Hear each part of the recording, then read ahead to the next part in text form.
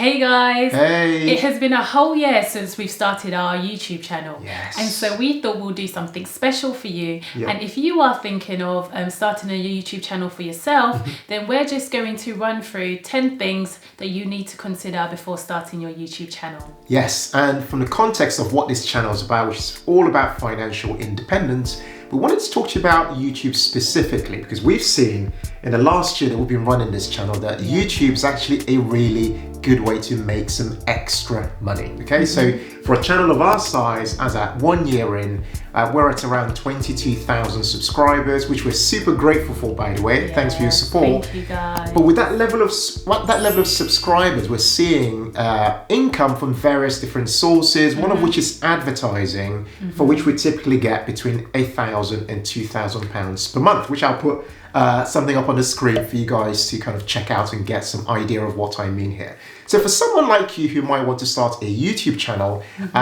it will really help in generating some extra money. This could be a really interesting side hustle or a way for you to make some money towards overpaying on your mortgage perhaps, or towards paying off some debt, or just for making some extra income for a slightly better lifestyle. So we see this as a really, really fun way to explore doing something creative whilst also making some extra money on your journey towards financial independence. My name's Ken. And I'm Mary. Of the Humble Penny and Financial Joy Academy. What we do on this channel is give you guys the tips, the insights, and the practical hacks to help you work towards a dream life of financial independence and money joy.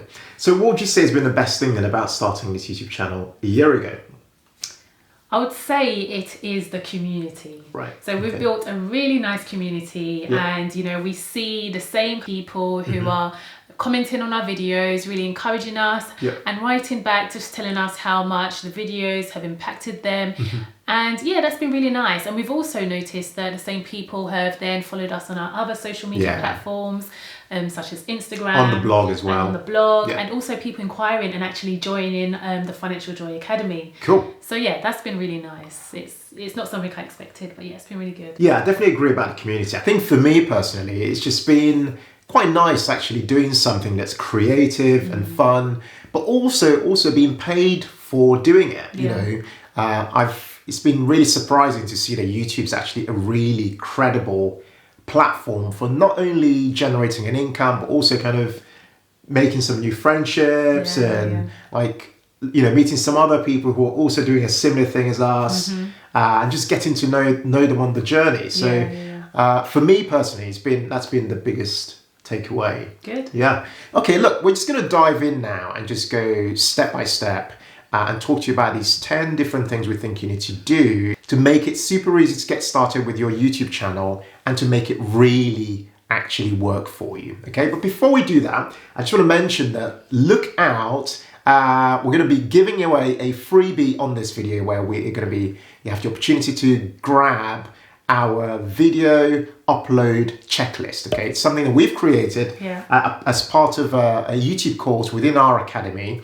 You can grab that for free because that will help you actually work through uploading your videos successfully onto YouTube and making sure that you've ticked off all the really important things that you need to do in order for that video to actually work for you. So step one is to decide on your overall topic for your channel. Okay. You will know, for example, that our channel specifically is about financial independence, okay? That's a niche that we actually create content for. That niche comes out of a market around wealth and a sub-market of personal finance, which then leads to a niche around financial independence. The beauty of actually having an overall topic for your channel is that it gives your audience something to make a part of themselves, okay? So a lot of people who follow our channel, for example, are seeking financial independence themselves, okay? So if you choose that topic, it really helps to give your channel that focus. The other thing it really helps you to do is to also decide who the channel is for, okay? So for example, our channel typically attracts people who are millennials or people aged between 25 and 45 typically on average. And that's been great because it means that we can therefore speak to that type of person when we think about our content creation. One thing I highly recommend, by the way, if you're trying to work out what the ideal topic is, you want to look for topics channel topics that are really popular and trendy. A really good resource for that is Google Trends. It's a website, it's a part of the Google website that you can check out and type in specific keywords into, and it will tell you over time what the popularity of those particular keywords have been as time has passed. And that gives you a bit of an idea in order for you to then begin that first step of actually deciding what your actual channel topic is about. So step 2 is to choose a channel name. So you can decide to use your own name if it's something that you're comfortable doing, especially if it's a personal brand that you're creating, like a lifestyle brand. So if it's not something that you're comfortable doing, you can choose a name related to the niche of your YouTube channel. For example, if it's going to be about food, you can include a keyword, a food keyword in your name. Or if, for example, DIY, you can add that to your name. Yeah, the key thing to realize here is that your name essentially becomes your brand. That's really the main thing. Over time, the name's very important because it's what a lot of people will search for. It's what other brands that want to work with your YouTube channel, for example, will want to find and associate themselves with as well. Step 3 is to brainstorm 1 year worth of content. Okay, so let me explain what I mean here. So if you are intending to publish content maybe once a week, then you want to try and brainstorm about 52 different bits of titles that you may want to create videos about. If you're looking to publish maybe twice a week, then you want to brainstorm about 104 different content ideas. The beauty of doing this is that number one, it actually helps you establish whether you've actually got a lot to share on your YouTube channel, whether you have enough interesting things to share. Number 2 is that it helps you actually then feed your content planner, okay? Because as you start to create on YouTube, you need a bit of order in the way you create your content. And so the more you have a bit of a structure via a content planner, the more you find this a lot easier to do. And those ideas can just feed into your content planner so that you know what you are working towards every single week. And the third aspect to this is that it helps you actually then research these topics really in detail. Okay, so there are 2 aspects of researching. One is that you are researching particular keywords that relate to your particular niche. Okay, the second aspect is that you are researching competitors. You're looking for other channels that are quite similar to yours, the one that you're intending to create, and you're trying to figure out what has worked for them and what sort of topics have they actually created content on. Okay, but brainstorming these ideas really just overall gives you a lot more confidence that you can absolutely deliver content that people will be excited to watch on your new channel. So step 4 is choosing your equipment. Now you can go bare bones with this when you're starting out, as in you really can start this on a budget. So if you're just starting out and you don't have any equipment, the smartphones of today are very good. The quality of the cameras are very good. And also the audio quality as well that picks up on the video means that you don't even need a microphone to get started. And also with the lighting, you don't need to buy lighting straight away. You can just make use of the natural light, which obviously means that you would have to film or during the morning and during the day. But you definitely do not need expensive equipment to get started. If you did want to purchase some equipment, then we are currently using a Canon M50. Which we'll put a link to below, actually. Exactly, we'll put a link below. We also have a Rode microphone, which is attached to the camera. And we have a ring light, which we use, but we sometimes alternate between a ring light and also standing lights, depending on which room in the house we're filming. Yeah, so like right now, we're actually using the standing lights. We've got one in that corner and one in that corner there. But when we're on holiday, for example, we travel with a ring light. We travel with a ring light. But lighting is so important because it really does improve the overall quality of your video.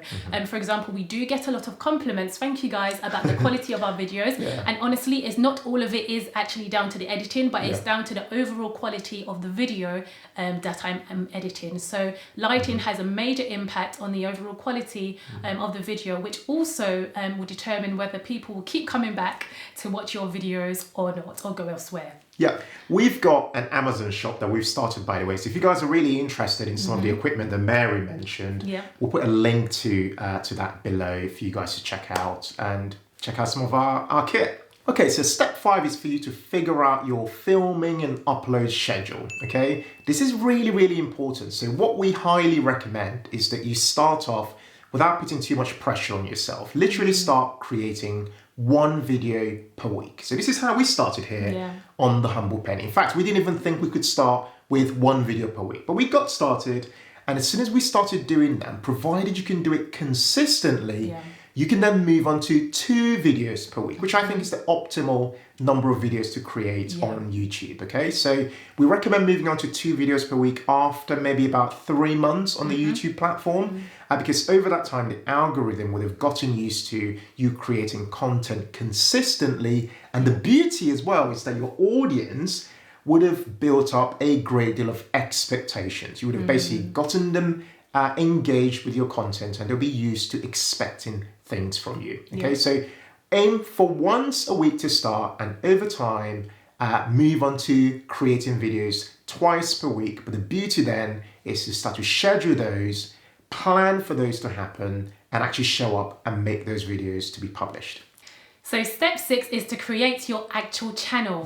So you would have already come up with a name for your YouTube channel. And if you have a Google account already, then all you need to do is just log in to your Gmail account. And on the top right hand side, if you go to YouTube, you can then follow the prompts to create your own channel.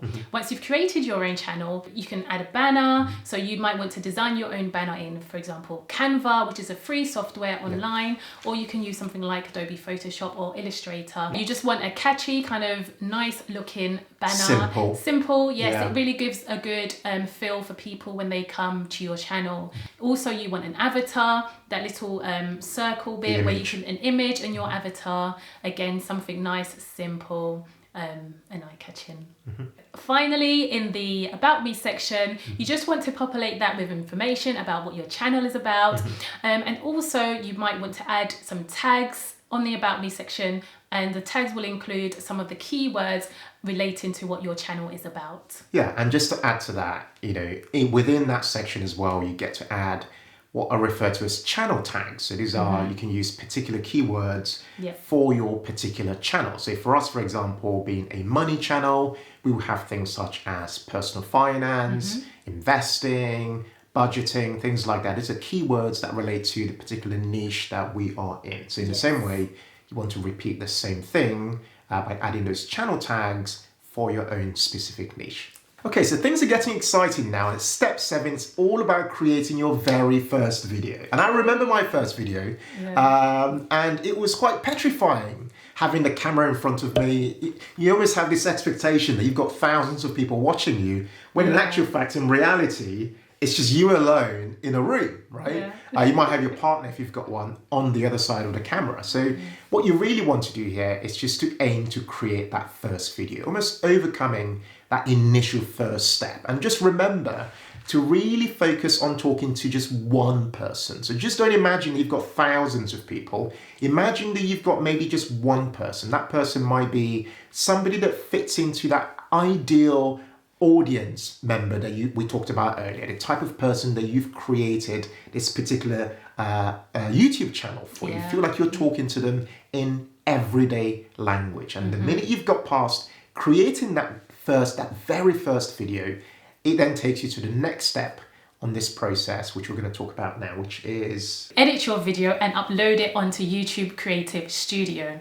So chances are, if you're starting out, then when you record your video for the first time, you will likely make some mistakes. We're coming up to, how many videos have we done, babe? 90 something. 97. We've made so many mistakes on our videos. There's been a ton of bloopers. In fact, you don't even want to know what happened when we recorded this video. We've made so many mistakes on our videos. There's been a ton of bloopers. In fact,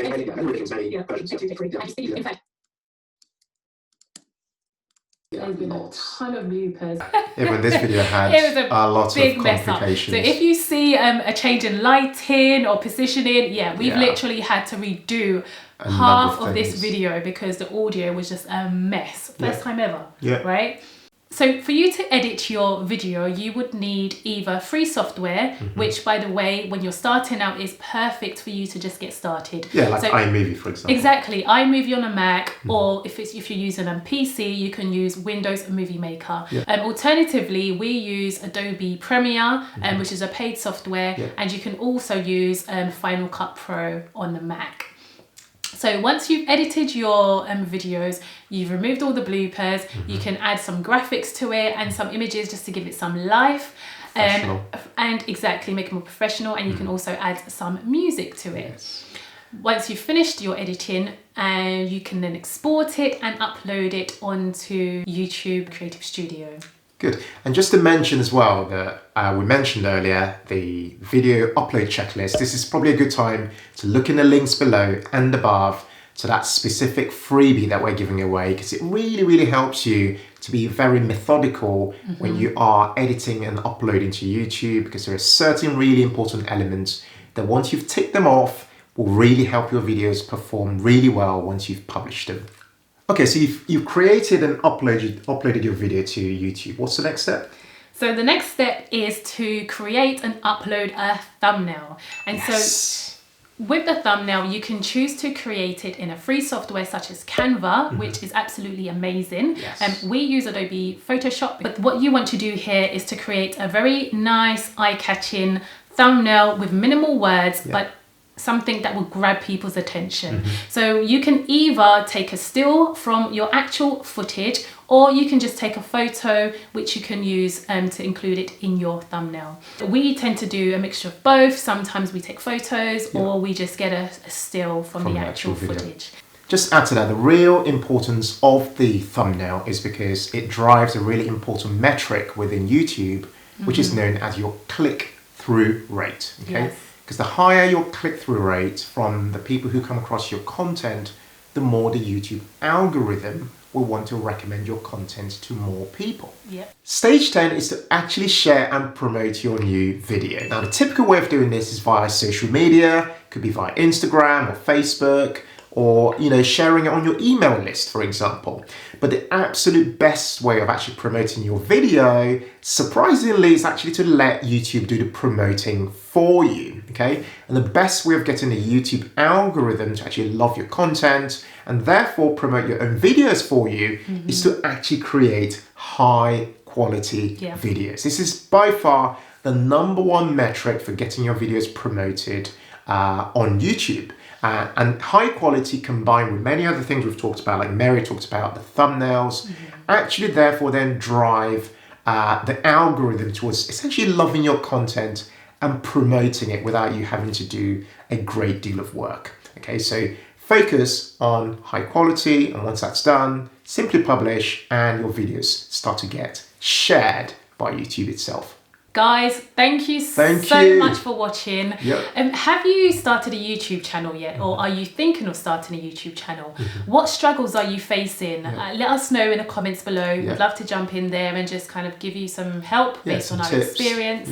Just do let us know. And help you move forward. If you really enjoyed this video, please hit that like button. So it really helps to encourage other people to like our videos and engage with them, okay? If you're new to our channel, don't forget to hit that subscribe button as well as the notifications bell so you get notified when we publish our videos twice a week on a Tuesday as well as a Thursday.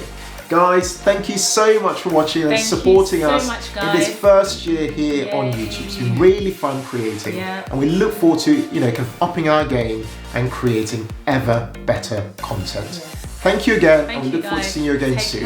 Take care and bye. Bye.